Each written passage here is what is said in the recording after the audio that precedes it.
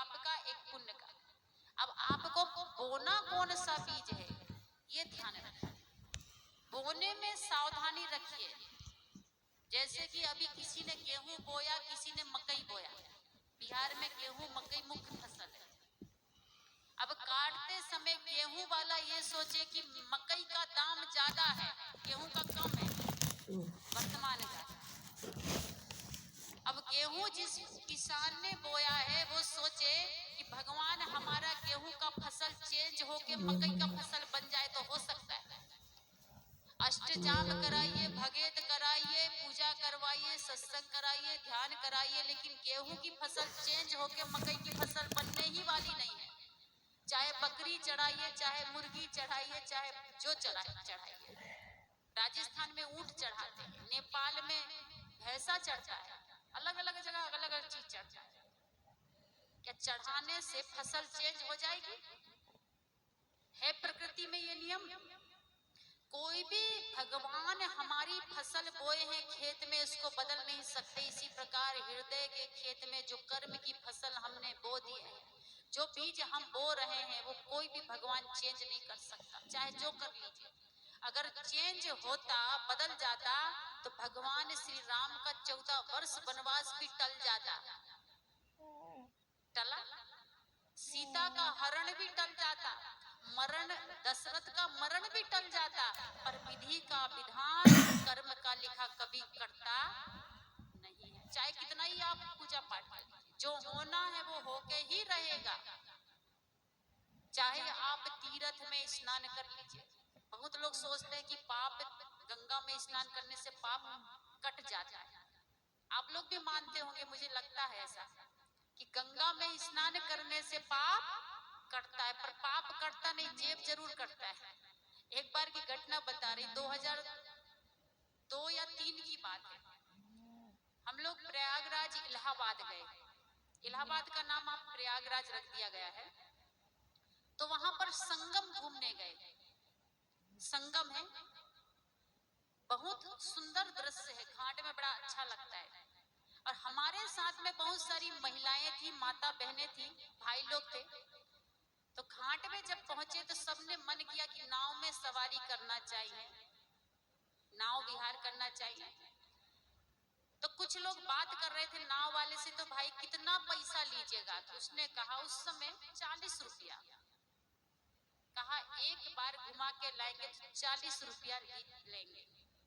मोल भाव चल रहा था, तभी 15 साल का एक लड़का बगल में खड़ी एक महिला का पर्स खींचकर भाग गया। पर्स में मोबाइल था, पैसा था, सारा सामान था, एटीएम कार्ड था। सभी लोग उसके पीछे दौड़े कि पकड़ो पकड़ो, चोर चोर चोर। अब लड़का तो इतना फास्ट है, क्योंकि ट्रेनिंग लिया हुआ था, यही धंधा रोज करता था। लड़का के पीछे सारे लोग भागे, भागते भागते उसको पकड़े, 2-4 चाटा खींच के दिए। कि बाबू, इतने बड़े धार्मिक स्थल में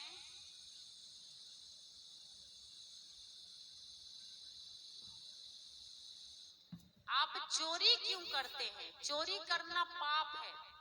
उस लड़के को कहा कि धार्मिक स्थल है, तीर्थ स्थान है, यहाँ लोग आते हैं और आप ऐसी जगह में चोरी कर रहे, गलत बात है, चोरी नहीं करना चाहिए, बहुत बड़ा पाप है।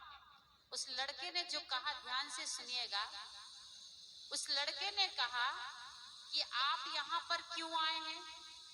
कहा गंगा में स्नान करने के लिए। सबने कहा हम लोग यहाँ पर डुबकी लगाने आए, स्नान करने आए। कि गंगा में स्नान क्यों किया जाता है? कहा गंगा में स्नान करने से पाप कट जाता है।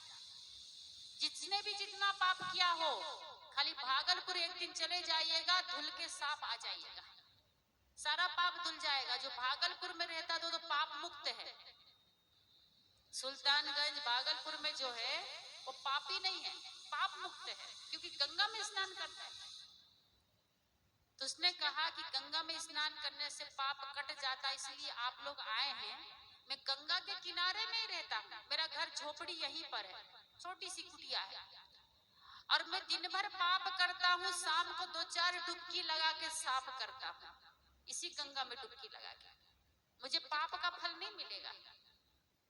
हमने कहा बाबू गलत बात है, कौन कह दिया कि इस गंगा में स्नान करने से पाप धुल जाता है?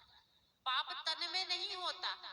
अगर तन में पाप होता तो भागलपुर सुल्तानगंज के लोग पाप मुक्त हो जाते, सब साफ होते। पर पाप कहाँ होता है? पाप तन में नहीं होता।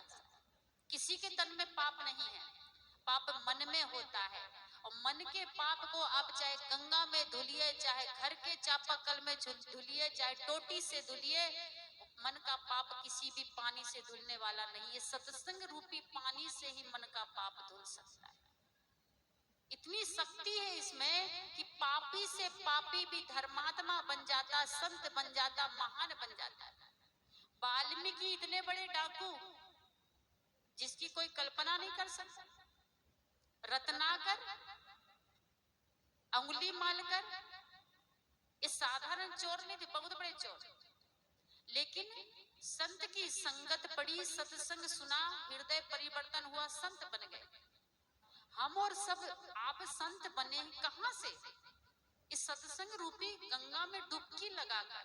इसलिए रामचरितमानस में कहा गया है, सत्संग बहुत बड़ा तीर्थ है, चलता फिरता प्रयागराज है, और इसमें जो डुबकी लगा लेता है उसका जीवन धन्य हो जाता है। एक जन्म नहीं, जन्म जन्म का। कबीर साहब कहे, भक्ति बीज पलटे नहीं, जो जुग होए अनंत, ऊंच नीच घर अवतरे, रहे संत की संग।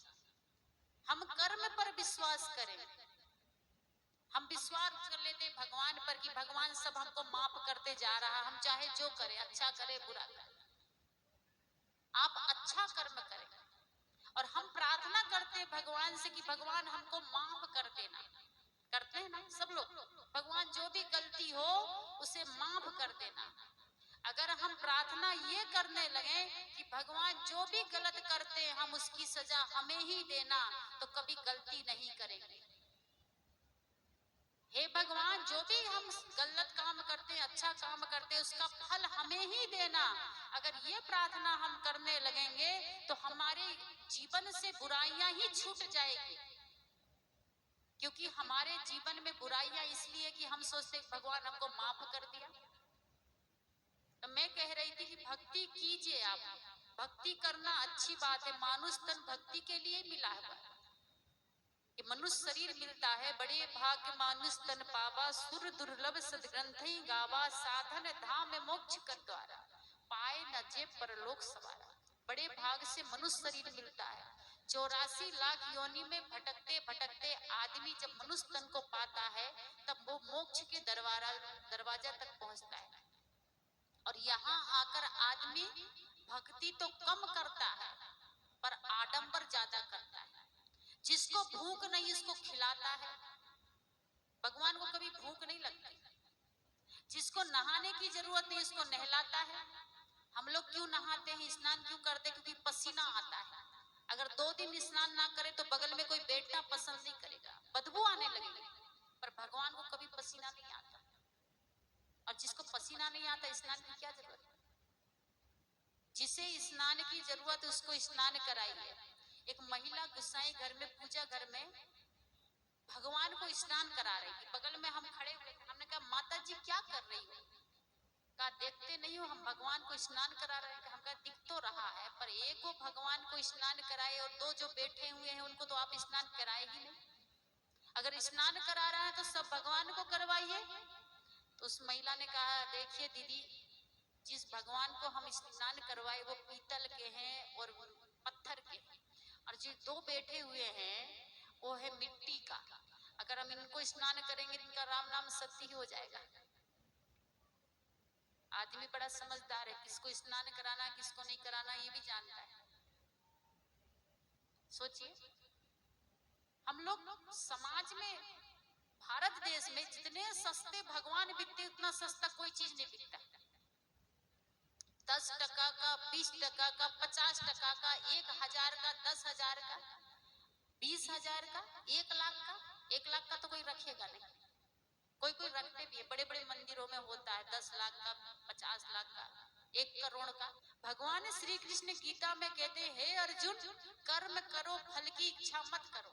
लेकिन हम तो पहले फल को लिख के लिस्ट बनाते, कौन कौन चीज चाहिए पहले हमारी लिस्ट तैयार होती, तब फिर हम कर्म करते हैं। पहले हमने लिस्ट बना ली कौन कौन चीज होना हमको, क्या क्या हमारी जरूरत है, फिर हम पूजा करना शुरू करते हैं। भगवान कहते कि कर्म करो, फल की इच्छा नहीं करो, फल तो मिलेगा, अपने आप मिलता है, बोलना नहीं पड़ेगा। जैसे आप यहाँ आए सत्संग सुन रहे हैं, आपने बैठने का कर्म किया, आपका बैठना एक कर्म है, लेकिन सुनाना हमारा एक फल है। आपको बैठने का फल मिला ना, कि सुनने को मिल रहा है। इसलिए भगवान कहते हैं कि 10% का 20% का कागज की मिट्टी की मूर्ति से कुछ मिलने वाला। आज तक जिसने भी हासिल किया है जीवन में, तो कर्म से, मेहनत से किया। आज जो आप सर्विस में लगे, किसकी कृपा से? मेहनत से लगे। आप जो, आपके पास मकान है, दुकान है, 4 दिन दुकान बंद करके बैठिए तो लक्ष्मी जी आएगी। एक आदमी के मन में हुआ कि लक्ष्मी जी से पैसा मिलता है, तो उसने सोचा क्यों हम फालतू रोज मजदूरी करते हैं, खेत में काम करते हैं, क्यों ना लक्ष्मी जी की पूजा शुरू कर दे। सुबह से उठता, लक्ष्मी चालीसा पाठ शुरू कर देता। पत्नी ने 1 दिन देखा, 2 दिन देखा, कहा पति खेत जाते क्यों नहीं है। पत्नी ने पूछा क्या बात है जी, आजकल आप बड़े भक्त बन गए, सुबह शाम जब देखो पूजा करते रहते हैं लक्ष्मी जी की। कहा मुझे पैसे की जरूरत है। अब पैसा की देवी लक्ष्मी है, सही बात ना। अगर किसी को पैसे की जरूरत है तो लक्ष्मी जी की पूजा कीजिए, बहुत पैसा मिलेगा। किसान ने कहा मुझे पैसे की जरूरत है और पैसे की, रुपये की देवी है लक्ष्मी जी, इसीलिए मैं लक्ष्मी चालीसा पढ़ता हूँ, पूजा करता हूँ, आरती उतारता हूँ, जाप करता हूँ। पत्नी ने माथा में हाथ ठोक लिया, कहा मकई की फसल तैयार है, उसको तोड़ के लाइए, मशीन में डालिए और मंडी में बेच के आइए, तब लक्ष्मी जी मिलेगी, ये चालीसा से मिलने वाली नहीं। लेकिन हम भरोसा किस पर करते हैं? कर्म में कम करते हैं और देवी देवता में ज्यादा करते हैं। एक लड़की कहा साध्वी जी हम सरस्वती जी का व्रत रखे हुए, सरस्वती पूजा में। हमने कहा बाबू व्रत क्यों रखे हो? कहा मैंने सरस्वती मैया से कहा था कि माता जी मुझे पास कर दीजिएगा इंटर में, तो हम व्रत करेंगे। हमने कहा अच्छी बात है। विद्या और बुद्धि की देवी सरस्वती कहलाती है। सरस्वती नाम की एक महिला थी जो टीचर थी, जो भगवान ब्रह्मा की पुत्री थी, बेटी थी, और उसके पास में बुद्धि और विद्या बहुत ज्यादा थी, संगीत की देवी थी वो। लेकिन आज वो नहीं है। आज अगर कोई बच्चा पढ़ना चाहेगा तो सरस्वती से पास नहीं होगा, शिक्षक से पास होगा, ट्यूशन से पास होगा, मेहनत करने से पास होगा। सोच ले कि नहीं हम स्कूल नहीं जाएंगे, ट्यूशन नहीं जाएंगे, सरस्वती जी हमको पास कर देगी तो होगा जी। अमेरिका में सरस्वती नहीं होती, छत्तीसगढ़ में सरस्वती पूजन नहीं होती, मध्य प्रदेश में सरस्वती पूजन नहीं होती, फिर भी वहां का बच्चा कलेक्टर बनता, डॉक्टर बनता, मास्टर बनता, वैज्ञानिक बनता। कैसे? वर्तमान में सरस्वती है, जो शिक्षक है, जो शिक्षिका है, वो सरस्वती का रूप है, जो हमको विद्या देते हैं, बुद्धि देते हैं, पढ़ाते लिखाते हैं, हमें उसको प्रणाम करना चाहिए। पर कोई बच्चा स्कूल जाता है तो अपने गुरु को, टीचर को प्रणाम नहीं करता, करता है, शर्म लगती। आजकल तो गुरु जी से भी, टीचर से भी हाय हेलो करते, गुड मॉर्निंग सर। सर को आजकल कोई प्रणाम नहीं करता। और जबकि असली सरस्वती, जीती जागती अगर सरस्वती देखना है तो शिक्षक है, टीचर है, जो बच्चों को ज्ञान देते हैं और बच्चे पढ़ लिख कर डॉक्टर बनते, मास्टर बनते, कलेक्टर बनते, पर उसकी कृपा कोई नहीं मानेगा। हमने उस बेटी से कहा बाबू हमको एमए पास करना है, तुम इंटर पास हो गई सरस्वती पूजा करके, 1 दिन का व्रत करके पास होना चाहते 3 दिन का व्रत रख लेंगे, 3 दिन तक खाएंगे पीएंगे नहीं, क्या पास हो सकते हैं? हो सकते हैं?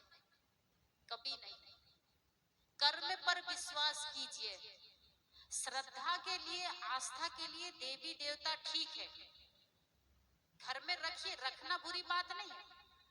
भगवान का फोटो रखना, मूर्ति रखना अच्छी बात है, गलत नहीं है, क्योंकि हमारे देवी देवता ने जीवन में कितना संघर्ष किया, क्या गुण थे उनके अंदर, उनकी मूर्ति को देखकर हमें याद आता है। हम लोग भी कबीर साहब की मूर्ति रखते हैं, महर्षि मही बाबा का फोटो रखते हैं, राम का फोटो रखते हैं, आश्रम में कृष्ण का फोटो, सबका फोटो है। फोटो रखने से हमारे मन में होता कि देखिए इन्होंने कितना बड़ा काम किया, हमें भी ऐसा काम करना चाहिए जिससे कि समाज में हमारा नाम रोशन हो। पर हम काम करना छोड़ देते, मांगना शुरू कर देते, हाथ फैला फैला कि दीजिए, मांगना शुरू करते, यही गड़बड़ी करते। मांगिए मत, कर्म कीजिए। तो मैं कह रही थी कि भक्ति करना चाहिए, पर भक्ति कैसे करना चाहिए, देखा देखी मत कीजिए, गुरु बनाइए, गुरु के अनुसार भक्ति कीजिए। हमारे देश में भक्ति किसे कहते हैं? जो नहीं खाता उसको खिलाना भक्ति मानते।